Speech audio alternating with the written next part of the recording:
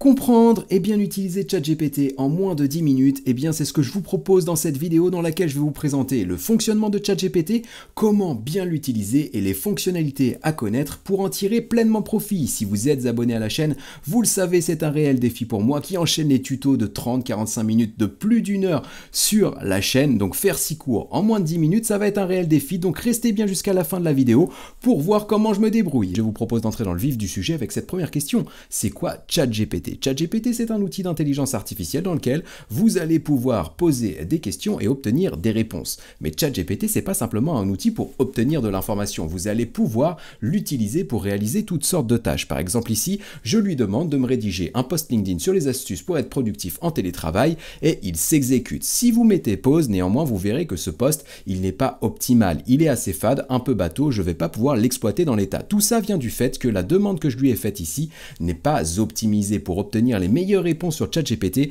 eh bien, vous devez rédiger la bonne demande. Vous devez savoir rédiger ce qu'on appelle des prompts. Une demande, c'est un prompt sur ChatGPT. Un prompt de qualité, c'est quoi? Une bonne demande. Eh bien, pour en rédiger une, vous allez pouvoir utiliser la méthode RCT. Vous allez commencer par attribuer un rôle à ChatGPT. Vous souhaitez qu'il mène une tâche, positionnez-le comme un expert de la tâche que vous souhaitez qu'il réalise. Vous allez ensuite présenter votre contexte, tous les éléments dont il a besoin d'avoir connaissance pour vous apporter une réponse personnalisée. Et enfin, vous allez détailler la tâche que vous souhaitez qu'il réalise en partageant notamment les caractéristiques du résultat attendu. Je vous montre un exemple juste ici avec l'exemple justement de notre post LinkedIn précédent. Vous voyez une demande ici optimisée. Si on compare avec celle que nous avions tout à l'heure, forcément, la différence est assez importante et ça va aussi se remarquer dans les résultats. Et donc, ce que je fais ici dans le premier paragraphe, je demande à ChatGPT de se comporter comme un expert de la communication sur LinkedIn. Derrière, dans un paragraphe, je vais tout simplement lui décrire mon contexte, qui je suis, ce que je fais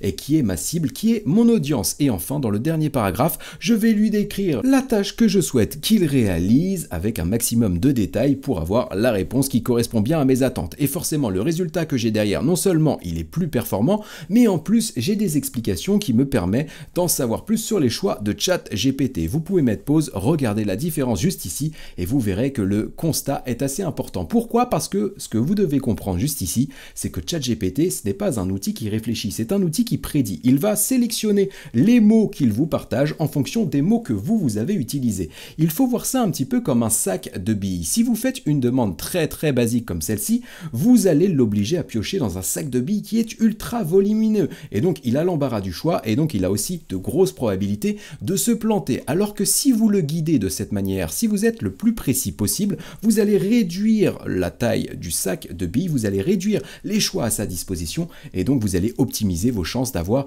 la meilleure réponse. Le deuxième point que vous devez avoir en tête, eh bien, c'est que ChatGPT n'a pas de mémoire. Comme vous le voyez à l'écran, je lui demande actuellement de me dire ce qu'il y a au cinéma en ce moment et il me répond qu'il ne peut pas donner d'informations en temps réel car son entraînement s'est arrêté en 2022. Ce qui se passe sur ChatGPT, que ce soit sur le modèle GPT 3.5 de la version gratuite ou le modèle GPT 4 de la version payante, c'est qu'ils ont été entraînés pendant un certain laps de temps sur un fort volume de données. Et l'entraînement de ChatGPT 3.5 s'est arrêté en janvier 2022, donc toutes les questions que vous lui poserez ultérieures à cette date, il ne saura pas répondre. Pour ChatGPT 4, l'entraînement s'est arrêté en avril 2023, et donc si vous lui posez des questions pareilles après cette date, il n'aura pas la réponse. L'autre point qui est important avec cet aspect de mémoire, eh bien, c'est que tout ce que vous partagez avec ChatGPT, vous ne pouvez pas lui demander de s'en rappeler. Si vous vous reconnectez à ChatGPT, vous ne pourrez pas lui poser des questions sur vos précédentes discussions, il ne s'en rappellera pas. Donc ce que vous devrez faire, c'est bien penser à paramétrer vos custom instructions juste ici en décrivant dans le premier bloc qui vous êtes, votre boulot, vos objectifs, vos valeurs, vos manières de travailler, vos outils,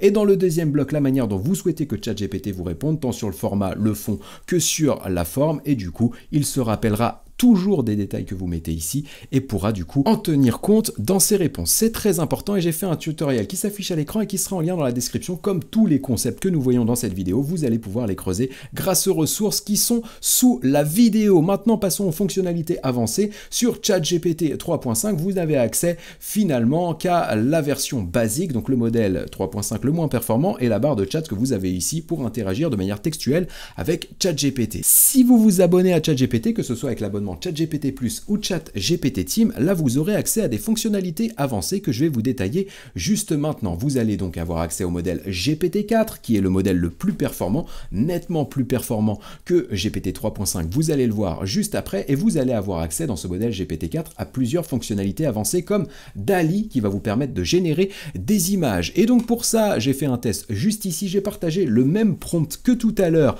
mais à GPT-4 cette fois pour obtenir un post LinkedIn. Il l'a rédigé juste là, vous pouvez mettre pause, vous allez voir la différence entre le 4 et le 3.5, c'est assez important, mais surtout ce qui va être essentiel derrière, c'est que vous allez par exemple pouvoir demander avec cette fonctionnalité DALL-E à GPT-4 eh bien, de vous générer une image d'illustration. Là, vous l'aurez remarqué, la demande que j'ai faite ici, elle n'est pas optimisée avec la méthode RCT et donc le résultat est très moyen, mais vous auriez une belle image si le prompt avait été bien travaillé. Donc ça, c'est la première fonctionnalité à laquelle vous allez avoir accès avec un abonnement. L'autre fonctionnalité, c'est la connexion à Internet Browsing que vous avez sous les yeux. Quand vous êtes connecté à GPT-4, s'il n'a pas l'information, parce que vous lui demandez une information qui date d'après du coup sa date d'entraînement, eh bien il se connectera à Internet pour la trouver. Ça peut être très pratique. Et enfin, vous avez une troisième fonctionnalité ici qui s'appelle Analysis, qui va vous permettre de partager avec la petite épingle que vous avez à gauche de la barre de chat, eh bien toutes sortes de fichiers, des fichiers PDF pour les traiter, les résumer, les traduire, les convertir dans un autre format de contenu, etc., etc. Vous allez partager des fichiers Excel, par exemple, pour avoir des analyses, des graphiques, bref, n'importe quel format de fichier que vous souhaitez bosser de manière rapide et performante. Ce que vous pouvez faire aussi avec cette fonctionnalité Analysis, c'est simplement demander à ChatGPT aussi de vous créer des fichiers doc. Par exemple, vous lui demandez quelque chose, il vous répond, vous pouvez lui demander de vous enregistrer ça dans un fichier que vous allez pouvoir récupérer derrière. C'est très intéressant. Et puis avec les abonnements, eh bien, il y a une dernière fonctionnalité que vous allez retrouver sur la gauche ici dans Explore GPTs. Ce sont justement les GPTs, des modèles GPT personnalisés, des sortes d'extensions que vous allez pouvoir installer sur votre chat GPT pour réaliser toutes sortes de tâches. Vous avez différentes catégories ici qui vont de DALL-E pour les images jusqu'à lifestyle, en passant par productivité ou encore rédaction. Et surtout, ce que vous pouvez faire, ce qui va être très intéressant, c'est que vous pouvez vous-même créer vos GPTs pour réaliser des tâches et les automatiser. Je vous montre juste un exemple. Juste ici, donc vous avez mon GPTs qui s'appelle Mail Ludo avancé et donc dans ce GPTs, eh bien, je peux partager mes emails. ChatGPT va prendre connaissance de cet email, y répondre et l'envoyer dans mes brouillons pour que je puisse relire avant de cliquer sur envoi. Évidemment, ça me fait gagner un temps précieux. Là où c'est intéressant avec ce GPTs, vous allez le voir juste ici, c'est que dans les instructions, eh bien, je peux lui partager des documents PDF, doc, des documents Excel, etc., etc. Et donc, je peux lui partager des informations pour l'entraîner, pour qu'il puisse, par exemple, ici, dans le cas précis, répondre à mes emails comme moi je le ferais. Donc, je lui ai partagé un fichier de réponse que moi j'ai déjà rédigé par le passé pour qu'il puisse comprendre comment je m'exprime et s'exprimer de la même manière. Je lui partage par exemple des FAQ que me posent certains clients par mail et donc du coup il pourra aussi leur apporter la réponse. C'est très puissant et forcément le champ des possibles est énorme. Juste là pour cette fonctionnalité de GPTs, pareil, j'ai un tutoriel qui s'affiche à l'écran et qui sera en lien dans la description. Pour finir ce tutoriel, j'ai deux surprises pour vous. Cette base de prompt gratuite que vous allez pouvoir récupérer en lien sous la vidéo et ici c'est très simple, vous allez cliquer sur la catégorie qui vous intéresse, vous allez pouvoir récupérer des prompts, les copier-coller dans ChatGPT et vous allez pouvoir comme ça tester cette méthode RCT dans divers domaines d'activité, le vôtre notamment, et valider la performance, le potentiel de ChatGPT pour aller plus loin. Et la deuxième surprise que je souhaitais vous présenter dans cette vidéo, eh bien c'est ma formation automatisée ChatGPT qui est actuellement pour une semaine encore au prix promotionnel de 99 € au lieu de 399 € et c'est très simple, avec cette formation, vous allez tout avoir pour devenir un expert de ChatGPT et exploiter toutes les fonctionnalités, même les dernières, puisque je viens de la mettre à jour intégralement, donc elle est totalement refondue et si vous êtes client, vous bénéficierez en bonus gratuitement des mises à jour à vie, donc ça c'est très intéressant dans un monde qui va ultra vite. Vous avez le programme de la formation, des avis clients, etc. Je vous mets le lien aussi pour la promo à 99 € au lieu de 399 € pour une semaine encore, profitez-en rapidement si vous le souhaitez. J'espère que cette vidéo vous aura plu. Si vous êtes abonné à la chaîne, comme je le disais en introduction, vous pourrez me dire en commentaire comment je me suis débrouillé sur une durée de temps si courte. Et à l'inverse, si vous êtes nouveau, eh bien allez faire un tour, il y a plus de 250 tutoriels pour creuser l'intelligence artificielle. Abonnez-vous pour ne pas manquer les prochaines vidéos et les prochains tutos. C'était Ludo, à très bientôt, ciao, je peux reprendre mon souffle.